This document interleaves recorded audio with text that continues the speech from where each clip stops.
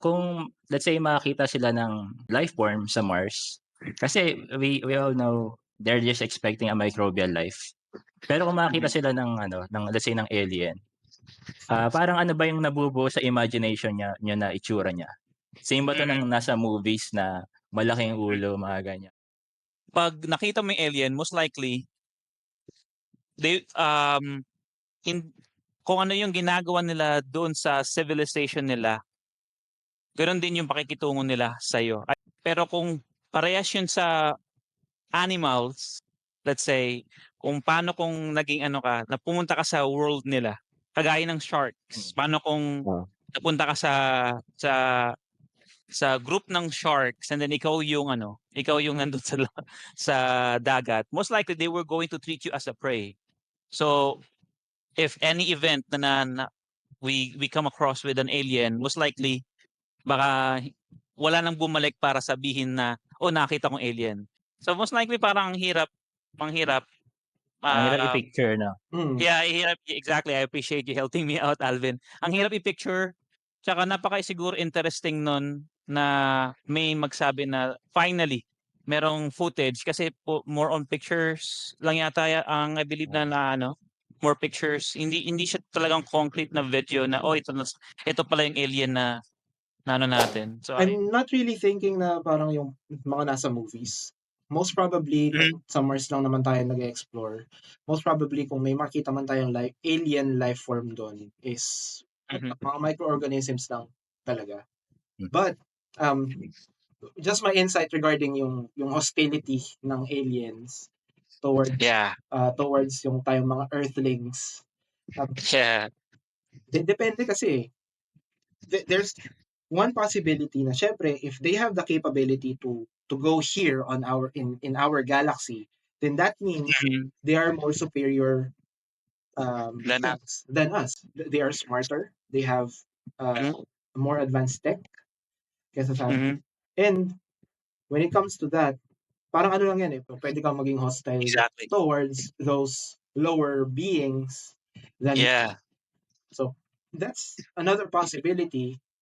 Not unless they really don't know anything about us and they will be parang magiging spooked din sila as equally as we are spooked by them. Kasi Mm. halimbawa, bigla kang nasa Mars ka, diba? Nasa Mars ka or nasa Moon ka, biglang may alien doon. Siyempre magugulat ka, di ba? Matatakot ka kagad. Alam nga namang, ay, alam naman, ikaw as a human being, di ba? Ano yun, ano yun? Tapos lalapitan mo pa, kakausapin mo pa, di ba?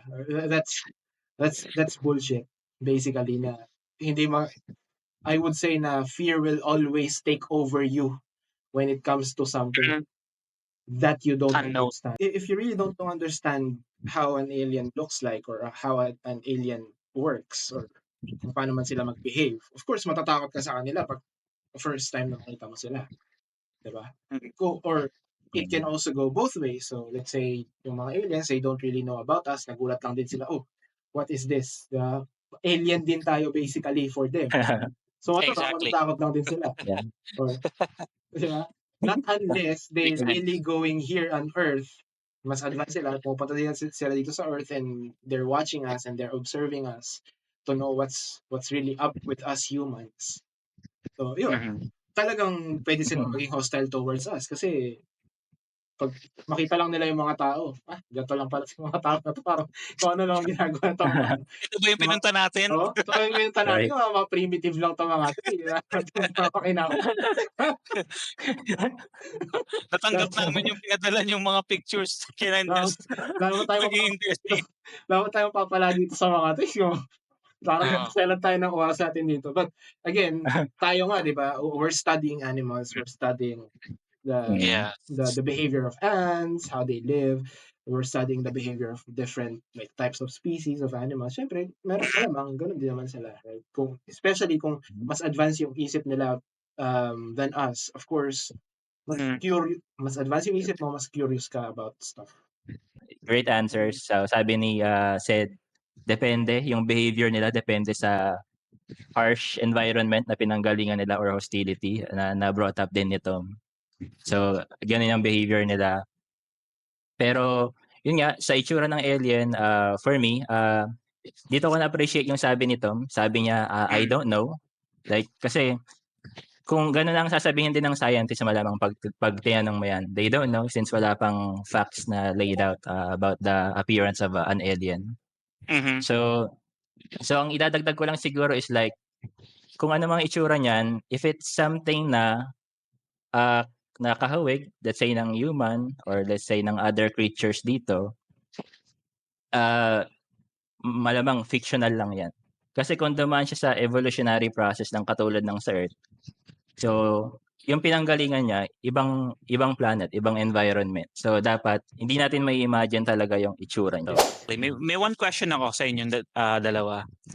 Do you actually believe that we are not alone sa universe natin? But for me to start, I believe yes, there is alien. Parang interesting kasing, oh, may alien, pero kailan kaya? Parang merong linya sa movie na we might see them or they might see us first, parang ganun. Para makikita natin sila or baka sila yung makadiscover sa atin una. Okay.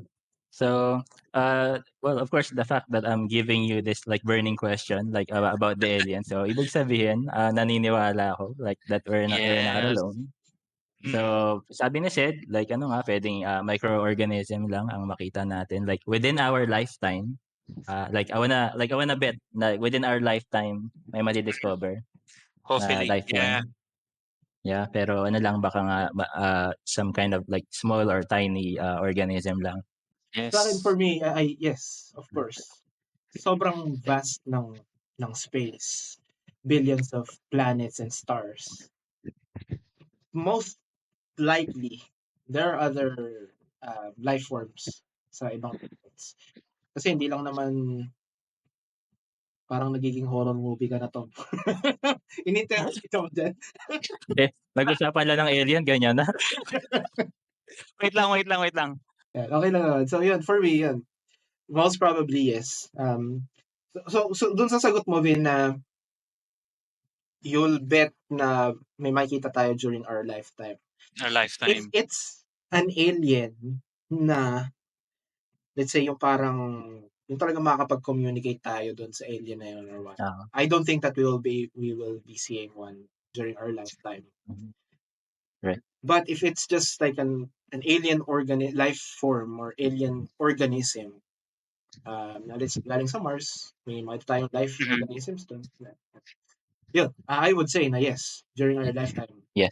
I would say na, most probably, we will see one.